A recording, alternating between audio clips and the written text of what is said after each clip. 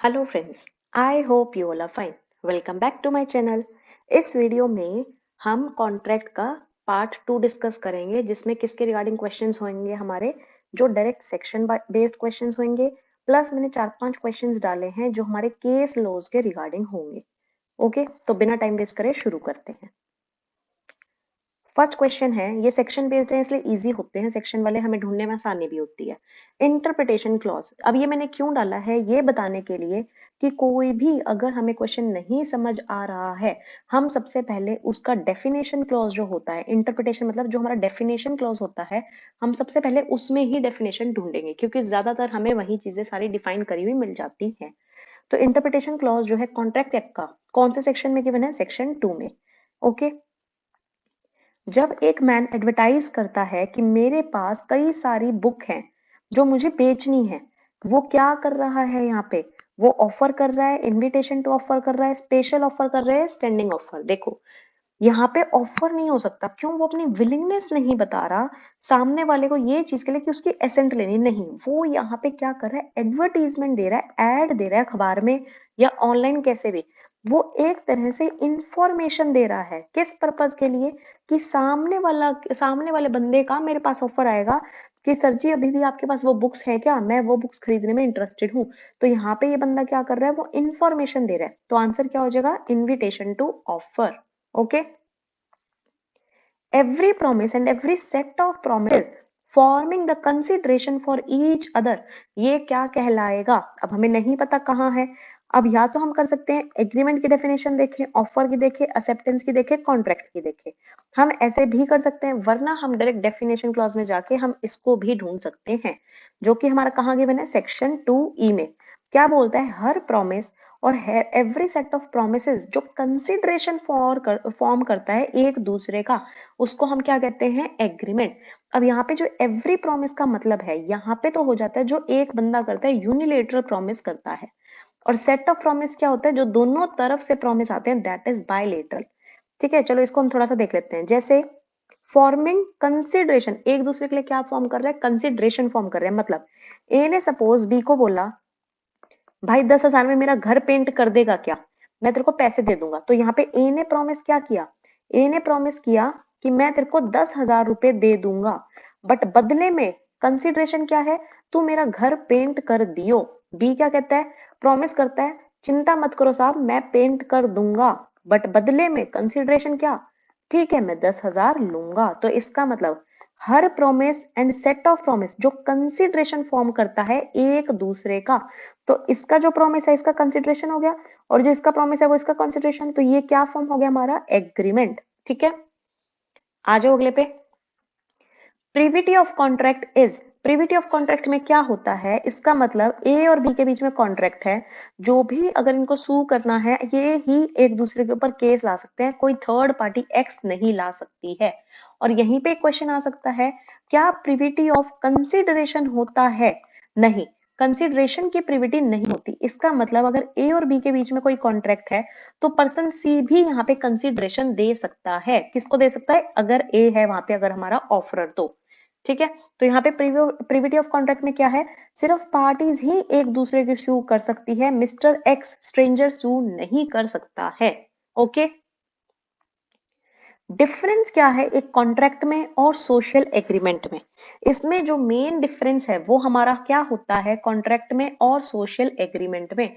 जैसे कि ए ने बी को बोला, ए ने बी को क्या बोला कि भाई मैं ना तेरे को 10,000 रुपए दे दूंगा, या नहीं ऐसा नहीं करते, 10,000 वाली चीज नहीं, वो तो कॉन्ट्रैक्ट में आ जाएगा।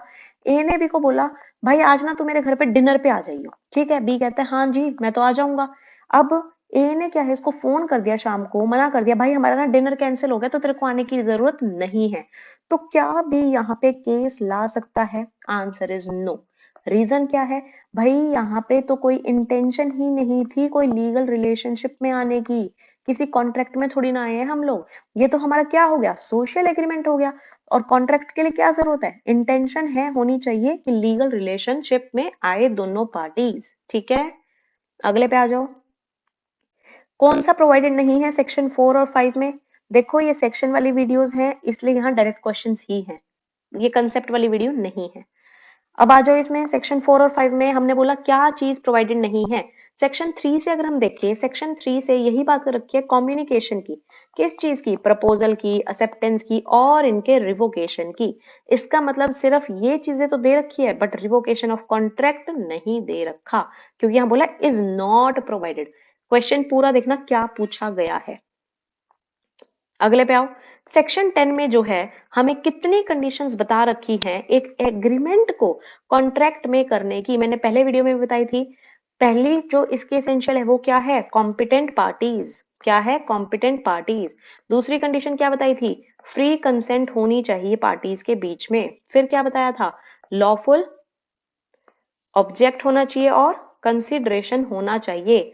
और एक और लास्ट क्या बताई थी कि वो not expressly declared to be void, वो वॉइड डिक्लेयर ना किया गया हो। तो कितने एसेंशियल्स हो गए, 5 एसेंशियल्स हो चुके हैं।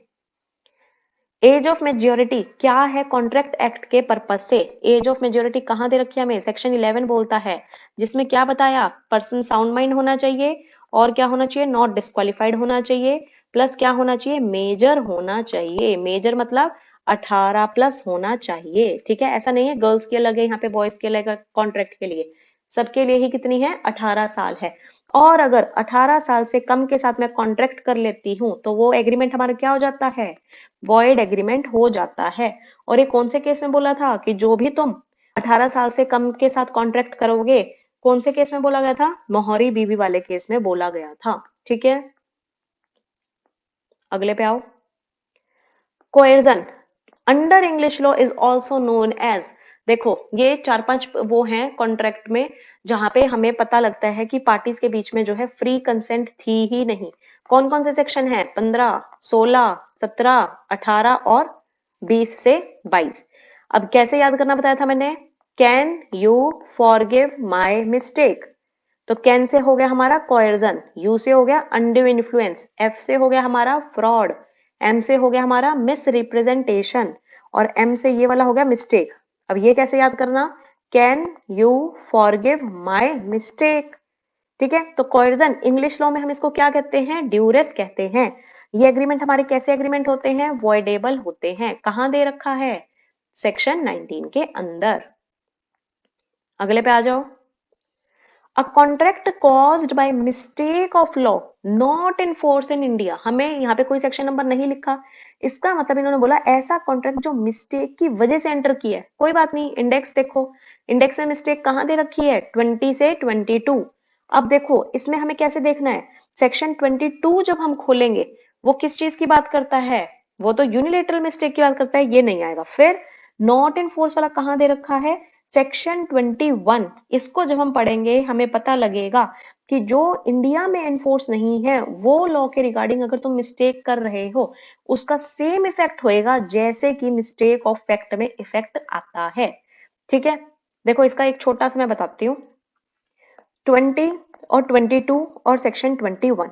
ठीक है, सेक्शन 20 और 22 में तो क्या बात कर रखी है, 20 में तो इन्होंने क्या बोल रखा है कि अगर कोई भी कॉमन मिस्टेक होएगी दोनों पार्टीज के द्वारा, मतलब बाइलेटरल दोनों पार्टीज गलती कर रही है, तो वो वाला हमारा एग्रीमेंट हो जाएगा वॉइड एग्रीमेंट। सेक्शन 20 में मेंशन है, जैसे कि ए और बी ने एग्रीमेंट किया कि मैं तेरे से जो हूं ब्लैक कलर का हॉर्स लूंगा, खरीदूंगा।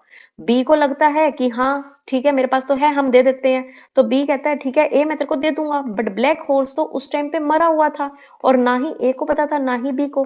तो ये क्या है, कॉमन बायलेटरल, दोनों की तरफ से गलती हुई, तो क्या हो जाएगा ये एग्रीमेंट वॉइड। सेक्शन 22 में क्या है, सिर्फ एक ही पार्टी गलती करती है, सिर्फ एक ही पार्टी गलती करती है, तो यहाँ क्या हो जाएगा, क्या यहाँ वॉइड एग्रीमेंट होएगा, आंसर इज नो, वो वैलिड रहेगा, वैलिड कॉन्ट्रैक्ट। अरे भाई जैसे कि ए और बी के बीच में कॉन्ट्रैक्ट आया कि तू जो है 100 रुपए का सामान खरीद लाई हो, बी को लगा ठीक है मेरे घर के पास ही बिल्कुल शॉप है मैं तो खरीद लाऊंगा। अब बी यहाँ पे 100 रुपए का सामान था, अब क्या हुआ जब बी सामान खरीदने लगा उसको पता लगा ये शॉप तो बंद है और इसको कम से कम 40 किलोमीटर का ट्रेवल करना पड़ा। अब जिसकी वजह से इसका 200 रुपए का और नुकसान हो गया। तो कल को ये बी मना नहीं कर सकता कि मैं तो कॉन्ट्रैक्ट नहीं करूंगा, 100 रुपए का सामान था मेरा तो 200 का खर्चा लग गया। अरे भाई ये तेरी गलती है, ये चीज तू पहले कॉन्ट्रैक्ट में ऐड करता, इसमें एक ही गलती थोड़ी ना है। ठीक है, ये वाला मैंने कौन सा था, सेक्शन 22 वाला, कि एक ही पार्टी की तरफ से मिस्टेक थी, वो हो जाएगा हमारा कॉन्ट्रैक्ट वैलिड। 21 में बताया वो लॉ जो इंडिया में अप्लाई नहीं होता, तो मतलब जो फॉरेन में अप्लाई होता है उसका क्या इफेक्ट होएगा, सेम जो फैक्ट वाला अप्लाई होएगा वही यहाँ अप्लाई होगा। तो फैक्ट वाला कौन सा पढ़ा अभी हमने, फैक्ट वाला यही तो पढ़ा 20 और 22। तो ये दोनों है फैक्ट के ऊपर और ये वाला है लॉ के ऊपर, कौन सा 21। ठीक है, अगले पे आ जाओ। Every agreement of which object या कंसिडरेशन अगर अनलॉफुल है, कंसिडरेशन मैंने पहले भी बताया था। सबसे पहले हम इसका सेक्शन 2 देखेंगे जो डेफिनेशन है, वरना इसके अलावा सेक्शन 23 से 25 बात करता है कंसिडरेशन की, जहां पे हमें बताया 23 को पढ़ते पता लग जाएगा। ऐसा कोई भी ऑब्जेक्ट या कंसिडरेशन जो अनलॉफुल है वो एग्रीमेंट हमारा हो जाता है वॉइड। हम जैसे सेक्शन 23 को खोलेंगे उसमें हेडिंग जो है वो यही लिखी हुई है, क्या, कि कौन से कंसिडरेशन और ऑब्जेक्ट्स लॉफुल होते हैं और कौन से नहीं होते। अगले पे आओ। सेक्शन 28 डिक्लेयर करता है एक वॉइड एग्रीमेंट अगर तुम किस चीज के लिए रोकते हो, लीगल प्रोसीडिंग्स। अगर ए बी को मना कर रहा है कि अगर कल को हमारे बीच में जो कॉन्ट्रैक्ट था अगर वो किसी भी तरह से ब्रीच हुआ, तुम जो हो वहां नहीं जाओगे। कहाँ नहीं जाओगे, कोर्ट में नहीं जाओगे। तो ये कॉन्ट्रैक्ट क्या हो जाता है हमारा, एज अ वॉइड एग्रीमेंट हो जाता है। क्यों माना जाता है, in restraint of legal proceedings. Okay, अब ये देखें इन रिस्ट्रेंट ऑफ मैरिज कहां दे रखा है, सेक्शन 26 में, और ट्रेड कहां दे रखा है, सेक्शन 27 में। ये इंडेक्स में देख के ही हमें पता लग जाएगा। अब अगले पे आ जाओ। ए प्रॉमिस करता है to paint a picture for B within 10 days at a price of ₹1000। कह रहा है मैं 10 दिनों में पेंट करके दे दूंगा जो भी पिक्चर है, 1000 रुपए में। ठीक है भाई, ए मर जाता है उस दिन से पहले, कॉन्ट्रैक्ट यहाँ हमारा क्या हो जाएगा, कॉन्ट्रैक्ट हमारा क्या हो जाएगा यहाँ पे, वॉइड। क्यों हो जाएगा, क्योंकि अब वो बंदा तो मर ही गया और हमें पता है जहां पे भी पर्सनल स्किल्स इन्वॉल्व होते हैं वो बंदा वही काम कर सकता है।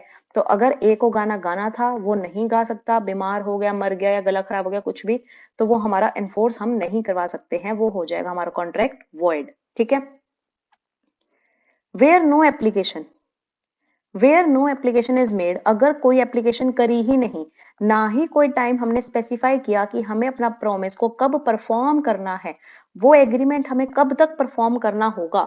देखो अब हमें क्वेश्चन को देख के लगेगा कि हाँ लिमिटेशन पीरियड लगता होगा, बट ऐसा नहीं है। हमने बोला कोई एप्लीकेशन ही नहीं लगी, ना ही कोई टाइम स्पेसिफाइड है, तो यहाँ पे हमारा जो भी एग्रीमेंट होगा वो रीजनेबल टाइम के अंदर परफॉर्म हो जाना चाहिए। अगले पे आ जाओ। The intimation under section 59 of contract act. अब इसमें क्या है, हम सेक्शन 59 खोलेंगे अपनी अपनी वेयर एक्ट में। 59 में देख के हमें क्या पता लगता है, जो भी हमने कम्युनिकेशन करनी है, इंटीमेशन करनी है, वो कैसे होनी चाहिए, इंप्लाइड होनी चाहिए, एक्सप्रेस, दोनों, या नन ऑफ द अबव। देखो वहां पे जो लिखा है, पहली बात हम अगर सेक्शन को पढ़ेंगे वहां लिखा है एक्सप्रेस इंटीमेशन, और हम लोग सारे क्या कराएंगे ये, जबकि आंसर है गलत। क्यों, क्योंकि वहां लिखा है एक्सप्रेस इंटीमेशन या फिर सरकमस्टांसेस इंप्लाइंग।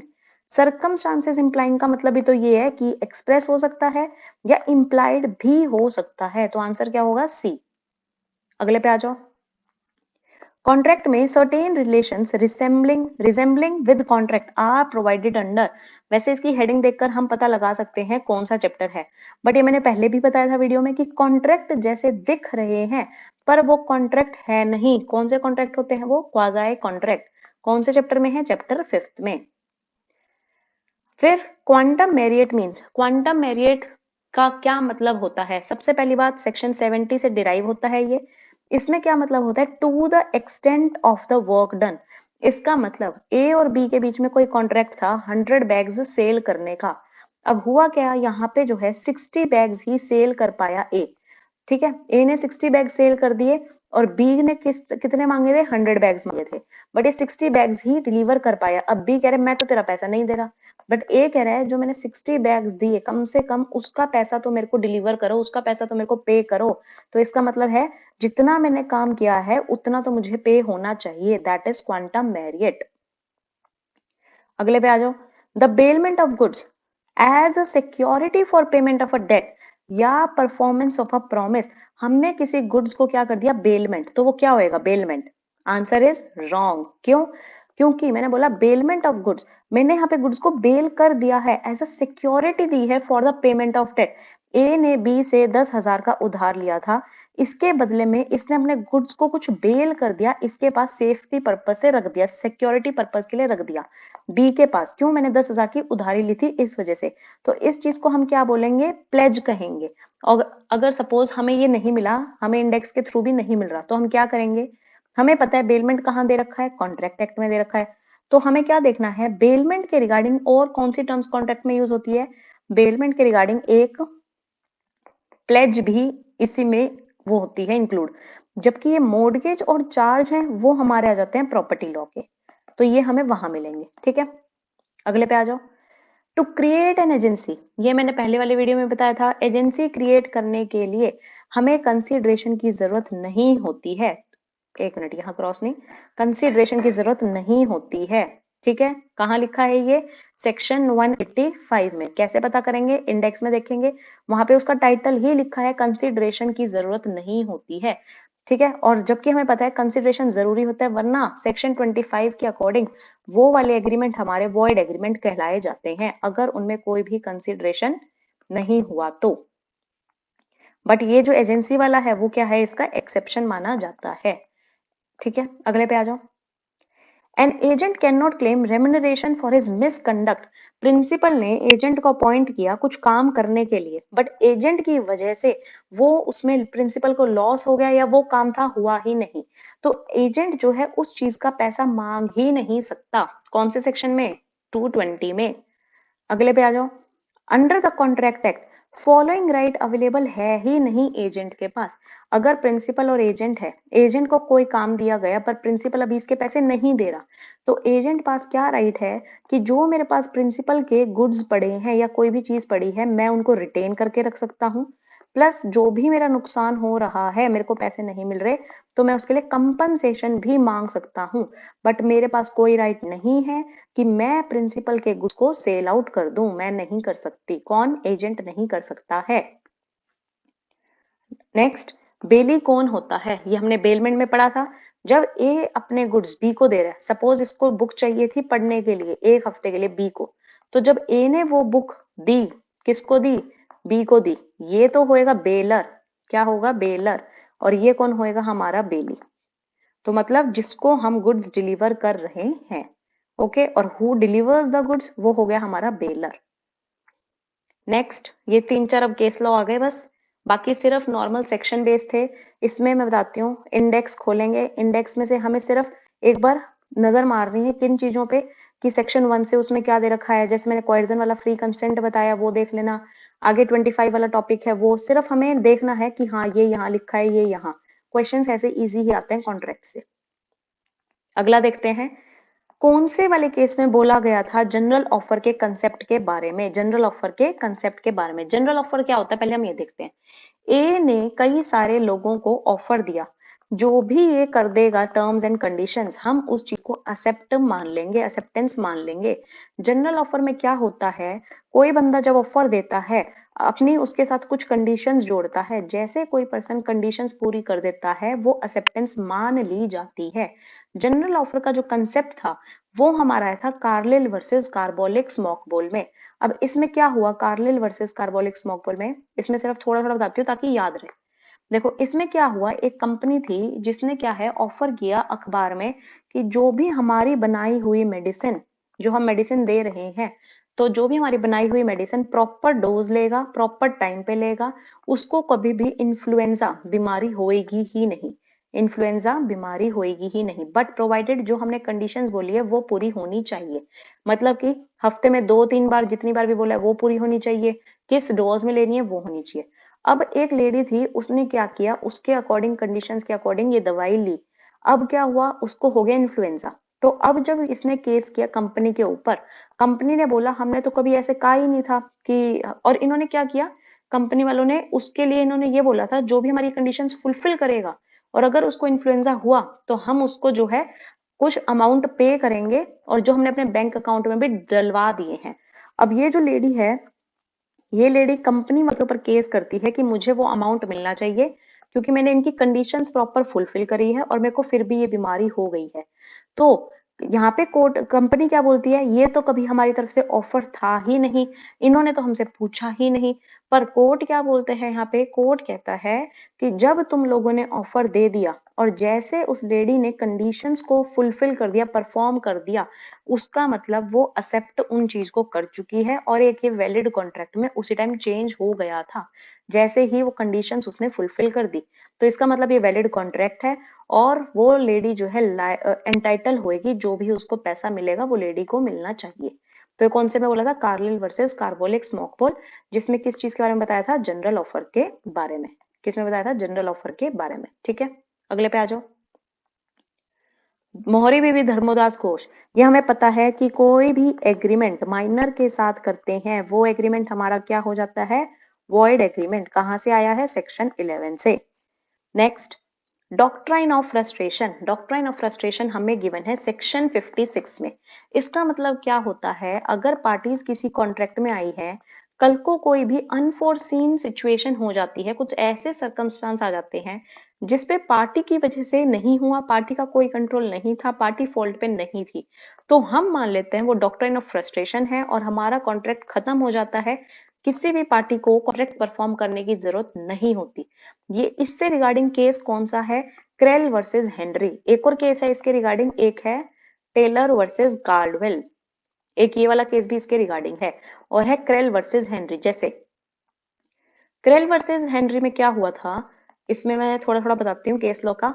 इसमें क्या है, एक बंदे ने होटल का रूम बुक कर लिया था, क्यों? क्योंकि एक किंग का प्रोसेशन निकलना था कहीं से, और जो इस रूम से इसको प्रॉपरली विजिबल होना था, तो इसने बंदे ने रूम रेंट पे ले लिया और इसने जो है पर्पस बता दिया था कि मेरे को ये रूम किस पर्पस के लिए चाहिए।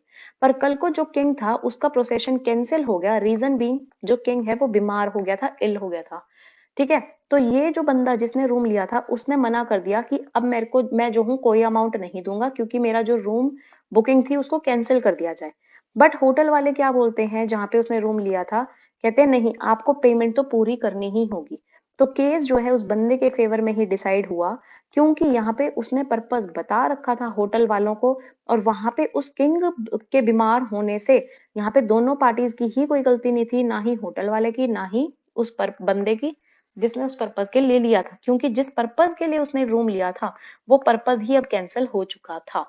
ठीक है, तो ये कॉन्ट्रैक्ट हमारा क्या हो जाता है? फ्रस्ट्रेटेड। क्या हो जाता है? फ्रस्ट्रेटेड। ठीक है, अगले पे आ जाओ। Principle of assessment of damages for breach is given in.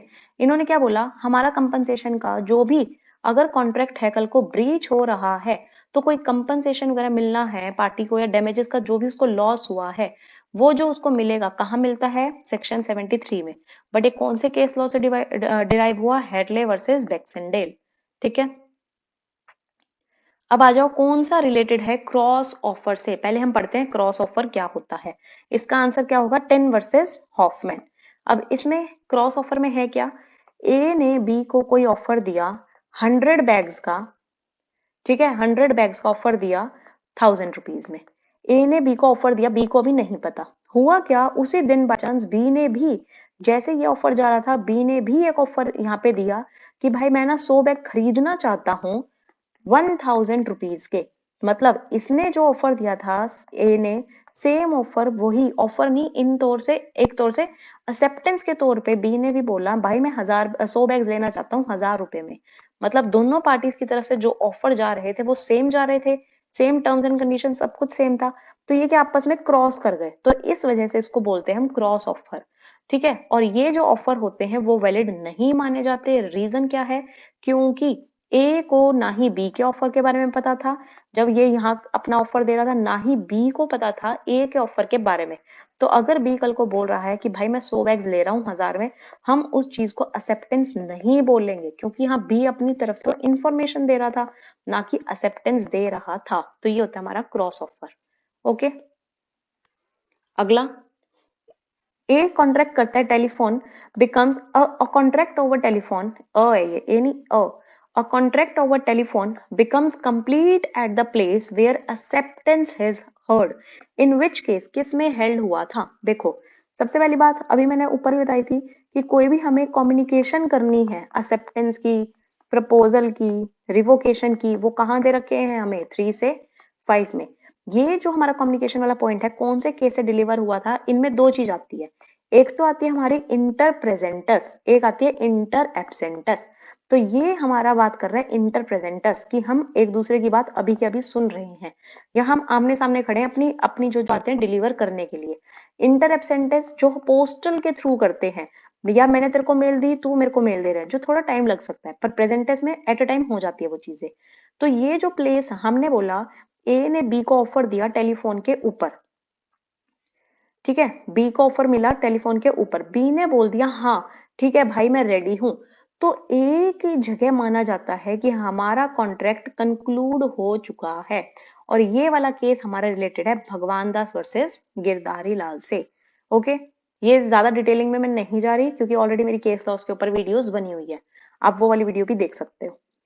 Okay, इस वीडियो में इतना ही, जिसमें हमने कॉन्ट्रैक्ट के, इंडियन कॉन्ट्रैक्ट एक्ट के सिर्फ सेक्शन वाइज और थोड़े बहुत केस लॉज डिस्कस करे हैं, ठीक है। और ये प्रॉपर इंडेक्स बेस ही था, इसलिए वीडियो छोटी ही थी, पहले कंसेप्ट वाली हम कर चुके हैं, ठीक है। अब मिलते हैं हम अपनी नेक्स्ट वीडियो में, जो कि AIB एग्जाम वाली ही होगी, आई गेस NI एक्ट पर होगी। Okay, thank you for watching.